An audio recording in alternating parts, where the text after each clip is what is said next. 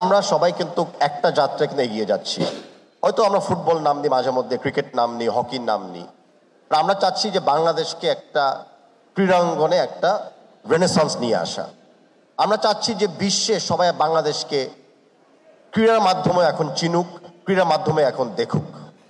কারণ এটা তো অপেক্ষা বা বলার নয় যে বাংলাদেশে যতগুলি ফেডারেশন আছে স্পোর্টসে, তারা কিন্তু মানে অনেকটা ক্ষেত্রে একটা ফরেন মিনিস্ট্রি দায়িত্ব পালন করে, একটা প্যারালেল সম্পর্ক গড়ে তুলে অন্য অন্য রাষ্ট্রদের সাথে। বিশেষ করে যে স্পোর্টসগুলো বিশ্বে আরও বেশি পরিচিত, অলিম্পিকের আন্ডারে যে স্পোর্টসগুলা নিযুক্ত আছেন, বাংলাদেশ ফেডারেশনের পক্ষ থেকে আমি সেই যাত্রাতে আমার কমিটিকে নিয়ে এগিয়ে যাচ্ছি। আমরা বিএসপিকে অভিনন্দন জানাচ্ছি, ধন্যবাদ জানাচ্ছি এই যাত্রাতে সবসময় আমাদেরকে অনুপ্রেরণা জাগানোর জন্য এবং আমাদেরকে সহযোগিতা করার জন্য। বিএসপি এর সদস্যরা যতই আপনারা লেখেন, আপনাদের লেখার মাধ্যমে কিন্তু আমরা ওই প্রান্তিক জায়গা থেকে, গ্রাম থেকে ট্যালেন্ট হান্ট করে প্লেয়ারদেরকে আমরা চিহ্নিত করতে পারি, হোক সে মেয়ে, হোক সে কোনো ছেলে খেলোয়াড়। বিএসপি এর খেলার মাধ্যমে আমরাও উপলব্ধি করতে পারি আমাদের কাজগুলি কেমন হচ্ছে, একটা সেলফ অ্যাসেসমেন্টের মতো। সব ক্রিটিসিজম নয়, সব কিছু আমরা কনস্ট্রাকটিভ ক্রিটিসিজম হিসেবে দেখতে চাই।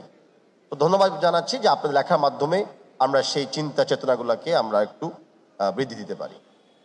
আরেকটা মোর ইম্পর্টেন্ট কাজ বিএসপি যেটা করে, সেটা হলো ইতিহাসকে বা ইতিহাসের একটা সময়কে আপনাদের লেখার মাধ্যমে কিন্তু আমরা ক্যাপচার করতে পারি।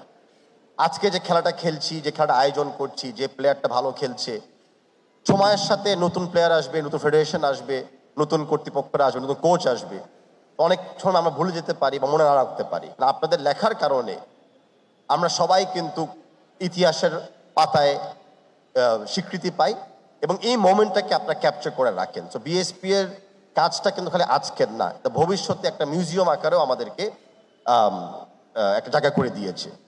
আজকে আমি বিএসপি এর অফিস উদ্বোধনে এসেছি।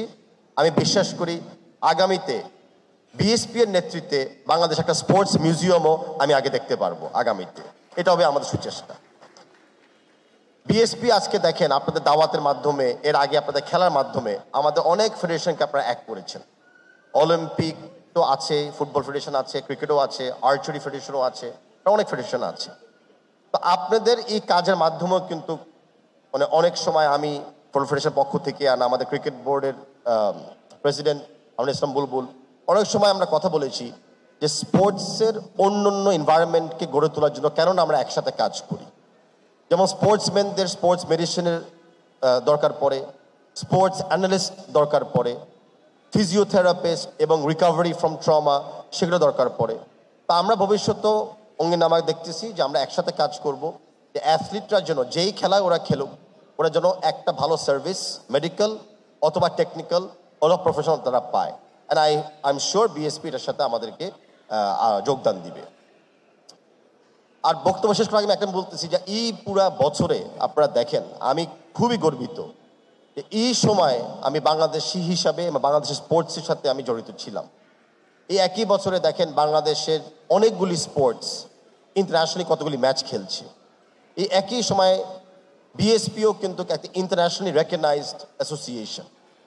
এই একই সময় দেখেন বাংলাদেশ কতগুলি হোস্ট করতেছে। খালি ট্রেডিশনাল আমরা ফুটবল ফেডারেশন বা ক্রিকেট বিসিবি থেকে পক্ষে আমরা হোস্ট করছি না, আমরা এখন আর্চারি ফেডারেশনের মাধ্যমে ইন্টারন্যাশনাল খেলাগুলোকে কিন্তু বাংলাদেশে হোস্ট করতে সক্ষম হচ্ছি। তাই আপনাদেরকে অনুরোধ জানাচ্ছি যে আপনাদের লেখার মাধ্যমে আমাদেরকে ইন্সপায়ার করেন এবং আপনাদের লেখার মাধ্যমে স্পোর্টস যে ধরনের ইম্প্যাক্ট তৈরি করতেছে বাংলাদেশে বা বাংলাদেশের জনগণের উপর, সেটাকেও মাঝে মধ্যে আপনারা তুলে ধরবেন। কারণ আমরা জানি যে স্পোর্টস খালি কম্পিটিশন না, স্পোর্টস কম্পিটিটিভ মাইন্ডসেটকে তৈরি করে। যে আমরা প্রতিহিংসা করতে চাই না, আমরা প্রতিযোগিতামূলক মান মানসিকতা তৈরি করতে চাই। সেই অবদানটা কিন্তু আমাদের স্পোর্টস রাখে, আমাদের অ্যাথলিটরা রাখে। আমরা বাংলাদেশে দেখতে চাই একটা সুস্থ সমাজ, শারীরিকভাবে হোক মানসিকভাবে হোক। এই মেন্টাল ফিজিক্যাল ওয়েলবিংও কিন্তু স্পোর্টসের মাধ্যমে হয়। যতটুকু আমরা স্পোর্টসে জড়িত থাকবো, গ্রাসরুটস হোক, অ্যামেচার হোক, রিক্রিয়েশনাল হোক, নন প্রফেশনাল হোক, ততই আমরা কিন্তু একটা ভালো হেলথি সোসাইটি গড়ে তুলতে পারবো। এই ইম্প্যাক্টটা কিন্তু স্পোর্টস আমাদেরকে দিচ্ছে। অনেক ইম্পর্টেন্ট জিনিস যেটা আপনারা আজকে নিয়ে কথা বলছেন, ইকোনমি, স্পোর্টস ইকোনমি কিন্তু ওয়ার্ল্ডে 4th লার্জেস্ট ইকোনমি পৃথিবীতে। তো বাংলাদেশেও কিন্তু অর্থনীতিকে চাঙ্গা করার জন্য, বাংলাদেশকে অর্থনৈতিকভাবে এগিয়ে নেওয়ার জন্য আমাদের ক্রীড়া সংগঠনগুলো কিন্তু একটা ভালো উদ্যোগ ভবিষ্যতে রাখতে পারে। সেই কথাগুলি আমি বিশ্বাস করি যে বিএসপির মাধ্যমে ছড়িয়ে যাবে, অ্যান্ড বিএসপি এর জন্যই আমরা বাস্তবায়ন করতে পারবো। For more updates, subscribe to our YouTube channel and click on the bell icon.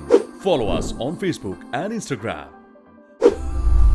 Download T-Sports app to enjoy exciting games and highlights. Visit tsports.com.